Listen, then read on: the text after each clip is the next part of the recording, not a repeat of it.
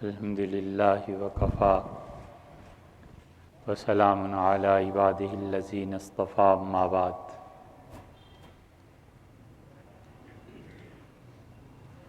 اللہ تعالیٰ کا ایک تعارف تو وہ ہے جو عام اہل دنیا کے نزدیک ہے، اور ان میں سے بھی کچھ لوگ ایسے ہیں جو سرے سے اللہ کو علمی طور پر نہیں مانتے۔ ان کا اپنا ایک فلسفہ ہے، ایک سوچ ہے، اور وہ کہتے ہیں کہ اللہ در حقیقت خوف کی پیداوار ہے۔ انسان اپنے ابتدائی زمانے میں تاریکی سے ڈرتا تھا، جانوروں سے ڈرتا تھا، بجلیاں کونتی تھیں تو اس پہ سہم طاری ہو جاتا تھا، اور وہ عناصر جو خوف پیدا کرتے تھے اس کی بنا پر انسان نے چاہا کہ اپنے سے زیادہ کسی کو مانے، کسی کے پناہ میں آئے۔ ایک سپر پاور درکار تھی، اور اس کا نام خدا ہوا، اور اس کا نام بھگوان ہوا، اور اس کا نام اللہ ہوا۔ اور حقیقت میں اللہ کا کوئی وجود نہیں ہے، اور اللہ سرے سے ہے ہی نہیں، اور جتنی اس قسم کی فضول باتیں کرنے والے ہیں، ہم نے ان سے کئی مرتبہ یہ بات پوچھی کہ کیا یہ بات طے شدہ ہے کہ اللہ نہیں ہے؟ جبکہ آپ کے مقابلے میں ہم یہ بات کہتے ہیں کہ دنیا میں یہ طے شدہ ہے کہ اللہ ہے۔ جتنے سائنٹیفیکل فیکٹس تم بتاتے ہو، ہر 10-20 سال 30 سال کے بعد اس میں دراڑ پڑ جاتی ہے، اور سائنس کے جتنے بھی اصول ہیں 100-200 سال کے بعد بدل جاتے ہیں۔ آج جس بنیاد پر اللہ کی نفی کر رہے ہو، کل وہی بنیاد سرے سے غائب ہو جاتی ہے۔ پہلے مادہ تمہارے نزدیک خود بخود پیدا ہو گیا تھا، اب تم کہتے ہو کہ مادہ کو کسی نے پیدا کیا ہے۔ پہلے کہتے تھے کہ بگ بینگ تھیوری تھی اور کائنات وجود میں آئی، اب کہتے ہو کہ کوئی بگ بینگ تھیوری نہیں تھی۔ تو 200 سال بعد، 300 سال بعد، 100 سال بعد وہ سب بنیادیں اکھڑ جاتی ہیں۔ تو تمہارے نزدیک بھی یہ طے شدہ بات نہیں کہ اللہ ہے، اللہ نہیں ہے، اور ہمارے نزدیک یہ طے شدہ بات ہے کہ اللہ ہے۔ اس لیے ان کی دلیل اس سے زیادہ نہیں چلتی کہ اب یہ سائنس نے پروف کر دیا، اور اللہ اسی کو 100 سال عمر دے تو یہ جو چیزیں ہیں ان کے بقیے وہ خود ہی ادھیڑنے لگے گا۔ اور بڑی دلچسپ مثال 6ویں 7ویں صدی کی ہے، 6ویں 7ویں 8ویں 9ویں صدی ہجری۔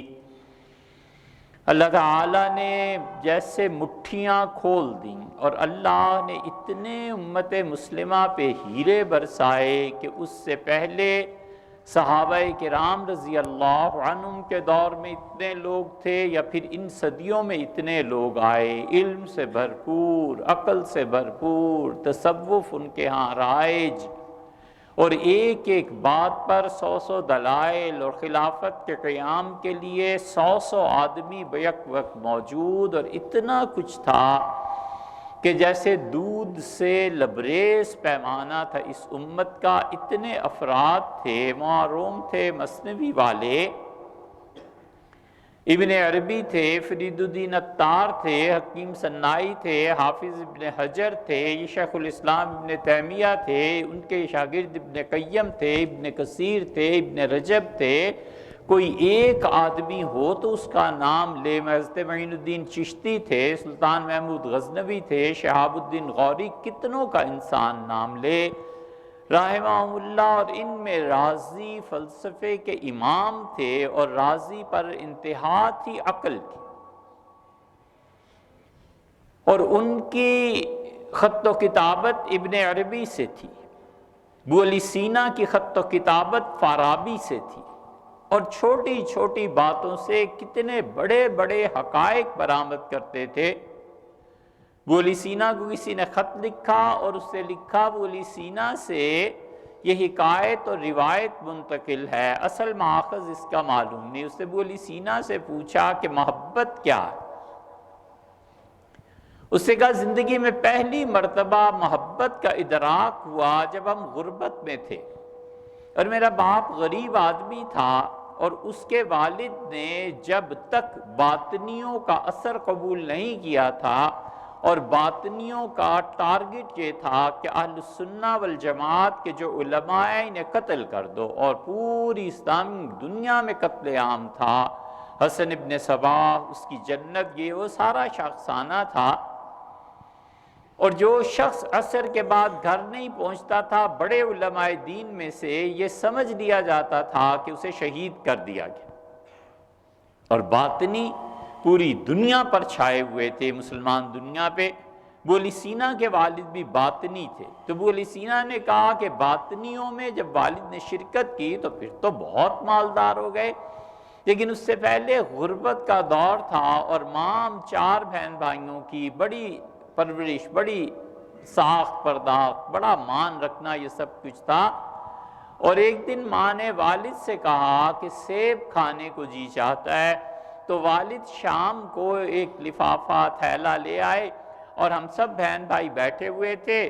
تو ابو علی سینا کہتے ہیں پہلی مرتبہ مجھے پتا چلا کہ محبت کیا ہوتی ہے۔ ماں نے 4 سیب نکالے، پھر تھیلا دیکھا، پھر 5واں سیب نہیں تھا، تو ماں نے ہم 4 بہن بھائیوں کے ساتھ رکھ دیا۔ تو میں نے کہا اماں آپ بھی کھائیں، تو کہنے لگی نہیں بیٹے میں نہیں کھاتی۔ میں نے کہا آپ نے صبح اقرار کیا تھا، تو ماں نے کہا بیٹے اب خواہش نہیں رہی۔ ماں کے انکار سے مجھے پتا چلا کہ محبت کیا ہوتی ہے اپنے بچوں سے۔ ماں نے صبر کر لیا، گوارا کر لیا سیب کے بغیر رہنا، لیکن اپنے بچوں کو پورا کھلایا۔ ابو علی سینا کہتے ہیں اس سے مجھے پتا چلا کہ محبتیں کیا ہوا کرتی ہیں۔ محبتیں ایثار اور قربانی چاہتی ہیں۔ جب آدمی کسی سے محبت میں گم ہو جاتا ہے تو سلطنت ہیچ ہو جاتی ہے۔ انگلینڈ کے بادشاہ کو فرانس کی ایک عورت سے محبت ہو گئی، اور اس نے کہا لوگوں نے، رائل فیملی نے، کہ اقتدار چھوڑنا پڑے گا۔ اس نے کہا جوتے کی نوک پہ اقتدار، میری محبوبہ اس سے زیادہ اچھی ہے۔ چلا گیا، شادی کر لی، اور شہزادہ بالکل فارغ ہو گیا۔ محبتیں ایسے ہی ہوتی ہیں۔ تو اس زمانے میں یہ بڑے لوگ خط و کتابت، فارابی اور ابن عربی کی فارابی اور ابو علی سینا کی خط و کتابت، رازی اور ابن عربی رحمۃ اللہ علیہ کی خط و کتابت۔ رازی نے کچھ دلائل قائم کیے کسی مسئلے پہ، اور انہوں نے اپنے ایک دوست کو کئی برس کے بعد کہا کہ یار آج سے 30-20 سال پہلے جو مسئلہ میں نے سمجھا تھا، مسئلہ یوں نہیں ہے، مسئلہ یہ ہے، عقل میں بات اس طرح آتی ہے۔ ان کا دوست ملے جا کے ابن عربی سے، اور ابن عربی رحمۃ اللہ علیہ نے بحث چل رہی ہے اللہ تعالیٰ کی ذات و صفات پر، تو ابن عربی نے خط لکھا، اور انہوں نے کہا آپ کے ایک دوست نے ایسے ایسے مجھے لکھا ہے، اور آپ اپنے 30 سالہ پرانے موقف کو ترک کر کے نئی تحقیق پہ آ گئے ہیں۔ رازی میں تم سے پوچھتا ہوں کہ اگر خدا زندگی 30 سال اور دے تو عین ممکن ہے کہ یہ پھر خطا ہو جائے اور پھر نیا موقف آ جائے۔ کیوں ان علوم میں پڑے ہوئے ہو جن کے پاؤں نہیں ہیں، جو اپنے پاؤں پہ نہیں کھڑے؟ ہم سے پوچھو۔ اخذنا علومنا عن حی لا یموت، ہم نے اپنا علم اس ذات سے لیا ہے جس ذات کو ہمیشہ باقی رہنا ہے اور اس پہ کوئی زوال نہیں ہے اور اس کے لیے کوئی موت نہیں ہے، وہ جو کہتا ہے وہ صحیح علم ہے، اور تم جو اپنی عقل کے گھوڑے دوڑاتے ہو، پھر کچھ سال کے بعد یہ گھوڑے فیل ہو جاتے ہیں۔ رازی اس کا جواب نہیں لکھ پائے، وجہ اس کی یہی ہے کہ انسانوں نے عقل سے اللہ ہے ہی، اللہ تعالیٰ کی ذات کا انکار، عقل جیسی چونٹی اور اللہ تعالیٰ کی ذات پاک پر دلائل قائم کرے۔ یہ چونٹی ہمالیہ پہاڑ سے لڑنے جا رہی ہے کوئی تک کی بات؟ اور پھر کچھ لوگ وہ ہوئے جنہوں نے کہا اللہ ہے اور عملاً انہوں نے اللہ کو نہیں مانا۔ اس پہ کوئی تاریخ سے دلیل لانے کی ضرورت نہیں۔ آپ ہمارے معاشرے کو دیکھیں، شاید ہی کوئی مسلمان ملے جو یہ کہے کہ اللہ نہیں ہے۔ اسلام آباد میں اگر فرض کیجئے 10 لاکھ آبادی ہے تو 10 آدمی بھی شاید نہ ملیں، مگر 10 لاکھ میں سے 9 لاکھ تو یقیناً ایسے ہیں جنہوں نے عملاً اللہ کا انکار کیا ہے، وہ مانتے ہی نہیں ہیں عمل میں اللہ کو۔ اگر اللہ کو عملاً مانتے تو خدا جب کہتا ہے کہ حی علی الصلاۃ، حی علی الفلاح، آؤ میرے گھر میں، آؤ نماز پڑھو، آؤ مجھ سے بات کرو، تو یہ اتنے بے فکرے ہو کر شاپنگ میں مصروف رہتے۔ اللہ تو کہتا ہے وَلَا تَأْكُلُوا مَالَ الْيَتِيمِ، یتیموں کا مال نہ کھانا، اور عملاً یہ سارا بیت المال یتیموں کا، زکوٰۃ، بیواؤں کا مال اور سیاسی لوگ تک کھا جاتے ہیں۔ یہ اللہ کو ماننا ہے کہ نہ ماننا ہے؟ عملی صورتحال یہ ہے کہ پتہ ہے اللہ کے ہاں حساب دینا ہے، اس کے باوجود جب غصہ آئے تو پھر اس کی شکل دیکھو اور اس کی حرکتیں دیکھو، کتا اور شیر بھی پناہ مانگے کہ تو ہم سے بھی بدتر ہو جاتا ہے غصے کی حالت میں۔ یہ ان لوگوں کا حال ہے عملی زندگی میں۔ تو عملاً گویا ان کا کوئی خدا نہیں ہے، کہیں انہوں نے مرنا نہیں ہے، کہیں جواب نہیں دینا، پیسے مار لیے، دھوکہ دے دیا، عیب کو چھپا لیا۔ حضرت رسالت مآب صلی اللہ علیہ وسلم نے فرمایا تمہارے پاس کوئی گاہک آئے اور تمہیں پتا ہو کہ تمہاری چیز میں عیب ہے تو تم اسے بتا کر دکھا کر بات کرنا، اور اگر تم نے بغیر بتائے اسے کوئی چیز فروخت کر دی تو اللہ قیامت میں اس حال سے میں ملے گا کہ اللہ کو تم پہ شدید غصہ ہو۔ عملاً چلے جائیں مارکیٹس میں، کیا ہوتا ہے ہم سب جانتے ہیں۔ یہ دوسری کیٹیگری ہے جو اللہ کو عملاً نہیں مانتی، اللہ تعالیٰ کو حکم سنتی ہے، انکار کر دیتی ہے۔ اللہ کہتا ہے کہ جمعے کے دن جب تم آواز سنو پہلی آذان کی، وَذَرُوا الْبَيْعَ، چھوڑ دو خرید و فروخت۔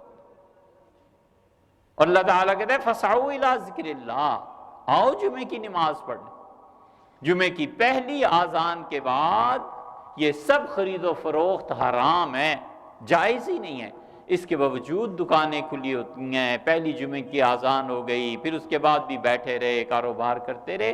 یہ سب کیا ہے؟ عملاً یہ کہنا ہے خدا کو کہ ہم تجھے نہیں مانتے۔ تو بے شک کہتا رہے کہ پہلی آذان پہ بند کر دیں، کیوں بند کریں؟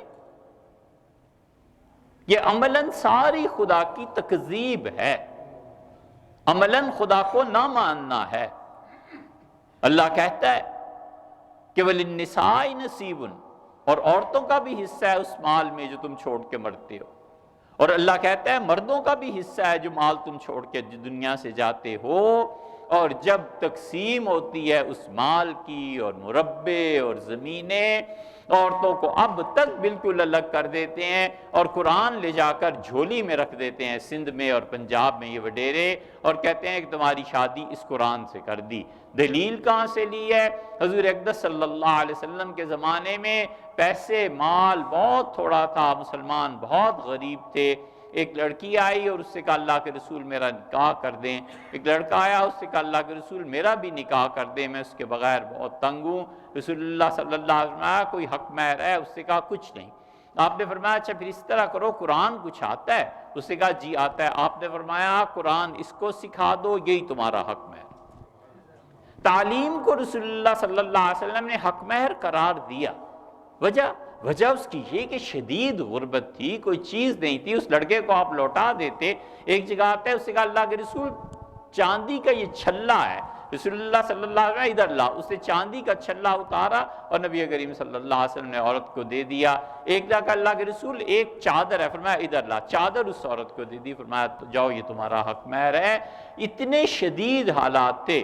ان حدیث کو لے آتے ہیں ان کے مولوی اور کہتے ہیں حضور صلی اللہ علیہ وسلم نے قرآن کی آیتوں پہ نکاح کیا ہے جی، یہ اٹھا کر قرآن بھی پیر رکھ دیتا ہے، مولوی بھی رکھ دیتا ہے، وڈیرا کہتا ہے مولوی صاحب شام کو ملیں گے، کل ملیں گے، پھر وہ جانے اور وہ جانے۔ ان روایات کا سہارا لے کے یہ خدا کے دین کو برباد کرتے ہیں، اور ان روایات کا سہارا لے کر وہ اپنے بچیوں کو وراثت سے محروم کرتے ہیں۔ یہ عملاً خدا کا نہ ماننا ہے یا کیا ہے؟ یہ سب عملی طور پر اللہ کی نافرمانی ہے۔ اسی لیے تو اللہ کہتا ہے کہ اقیموا الصلاۃ، نماز پڑھو، ولا تکونوا من المشرکین، اور مشرک نہ ہو جاؤ۔ یہ نہیں کہا کافر نہ ہو جاؤ، فرمایا مشرک نہ ہو جاؤ۔ اللہ کہتا ہے آؤ اور نماز پڑھو، اور آدمی کہتا ہے کہ نہیں اس وقت نماز نہیں پڑھنی خدایا، اس وقت پیسہ کمانا ہے۔ پیسے کو خدا کا شریک بنایا نا، کہتا ہے نہیں اس وقت فلم دیکھنی ہے، اس وقت بڑا زبردست ڈرامہ چل رہا ہے، نماز کیسے پڑھی جا سکتی، پھر پڑھ لیں گے۔ اس ڈرامے کو خدا کا معبود کے ساتھ رکھا نا، معبود کہتا ہے میرے سامنے اور ڈرامہ کہتا ہے میرے سامنے بیٹھے، تو عملاً اس نے کیا کیا؟ اور پھر اس پہ دعائیں، کشمیر، فلسطین، فلاں اور فلاں۔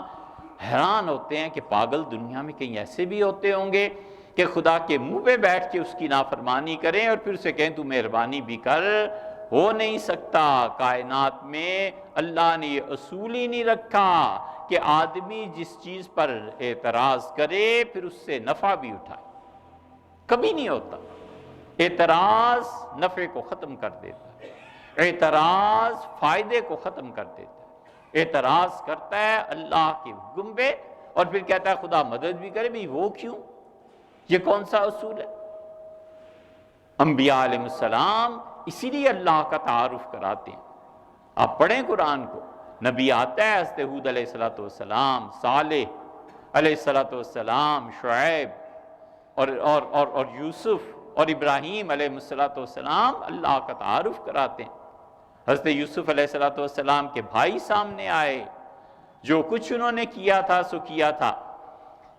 انہوں نے کہا انک لیوسف، تم یوسف ہو واقعی؟ انہوں نے کہا نا یوسف، وہذا اخی، میں یوسف ہوں اور یہ میرا بھائی بنیامین۔ اور اللہ نے بڑا احسان کیا، اللہ تمہیں گاؤں سے لے آیا، شہر میں بسایا، خدا کا یہ احسان ہے۔ اور مجھے جو حکومت دی انہوں نے اللہ کا تعارف کرایا، اور ان کا ان ربی لطیف لما یشاء، میرا پروردگار بہت باریک چالیں چلتا ہے اس کام کو پورا کرنے کے لیے جس نے اسے ارادہ فرما لیا ہو، جس کام کا بے صبری نہ کرو۔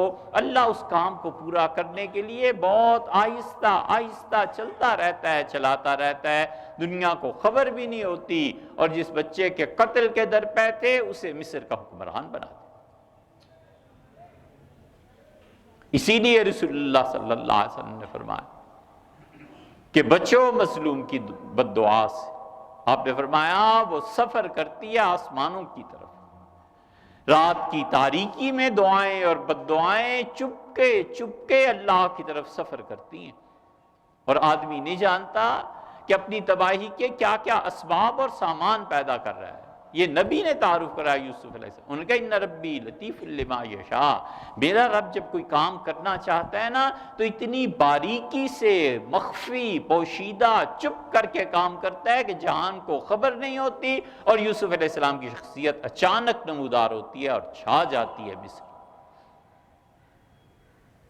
نبی اپنی امت سے اللہ کا تعارف کراتا ہے اور کہتا ہے ان ربی رحیم ودود، اور تم چھوڑو ان بتوں کو، عبادت کرو میرے پروردگار کی۔ میرا رب پتہ ہے کون ہے؟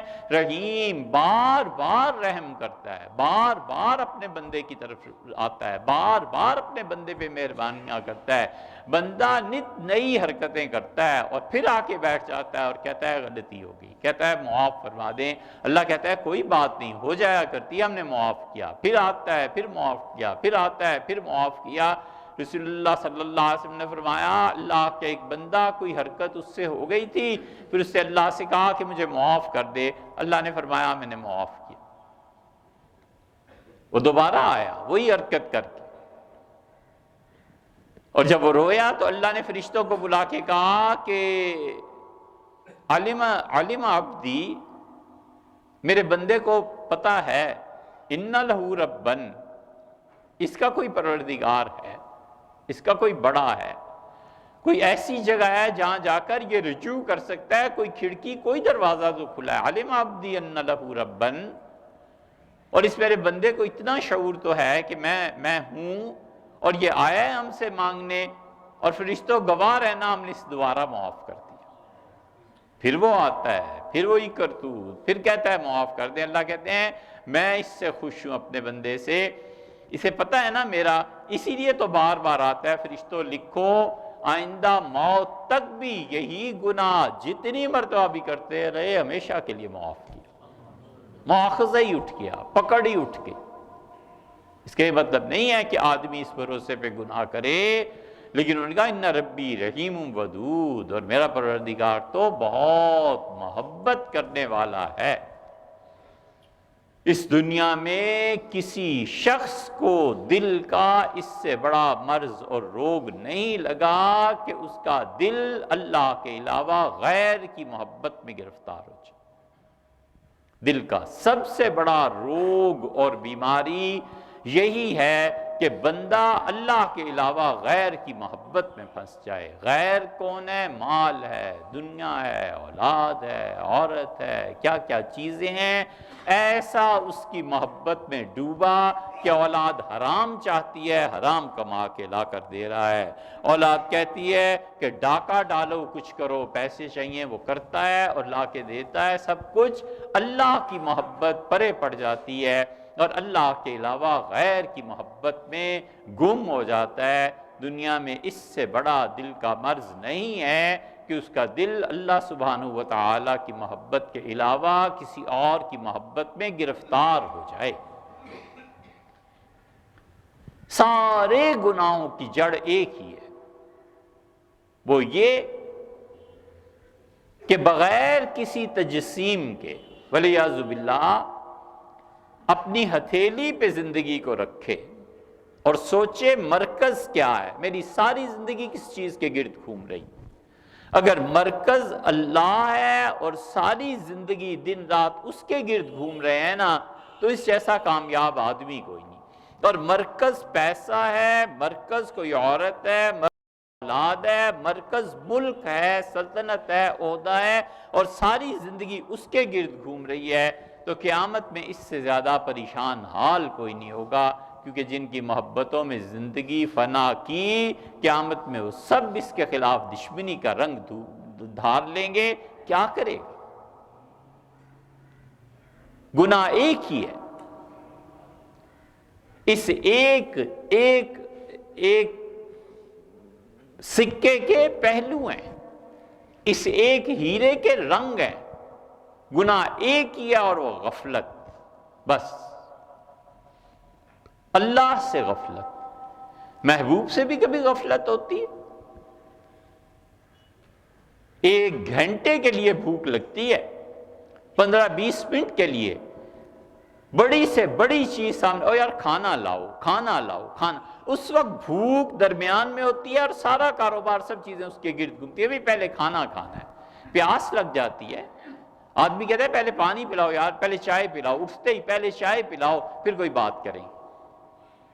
اللہ کی ذات اس طرح اگر کسی انسان کے دل و دماغ پر چھا جائے اور اس کی ساری زندگی کا مرکز بن جائے، یہ وہ ہے جو انبیاء علیہ السلام کہتے ہیں ان ربی رحیم ودود، اور اس سے کہا لوگو میرا پروردگار بڑا مہربان ہے، بہت محبت کرنے والا۔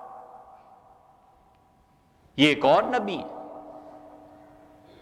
انہوں نے کہا انی توکلت علی اللہ ربی و ربکم، میں اللہ پر بھروسہ کرتا ہوں جو تمہارا بھی پروردگار ہے، میرا بھی پروردگار۔ ما من دابۃ الا هو آخذ بناصیتها، اس کائنات میں کوئی چیز ایسی نہیں ہے جس کے پیشانی کے بالوں سے اللہ نے اسے پکڑ نہ رکھا ہو۔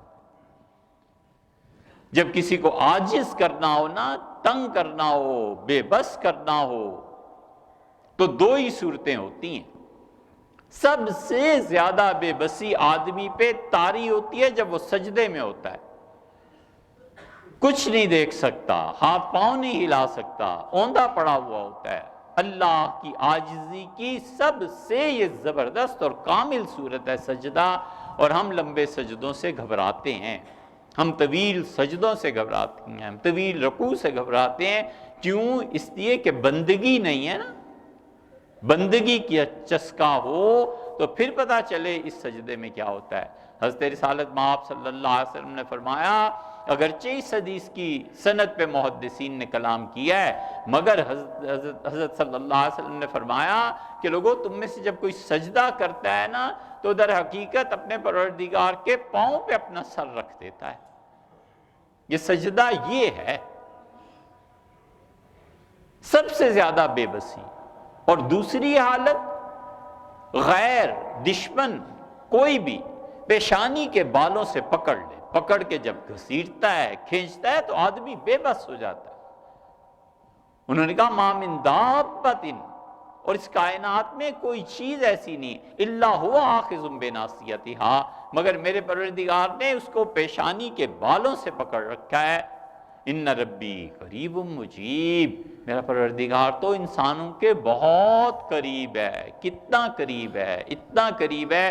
دوسری جگہ حضرت رسالت مآب صلی اللہ علیہ وسلم کو کہا کہ آپ لوگوں کو بتائیے انی قریب، لوگوں میں بہت قریب ہوں تمہارے۔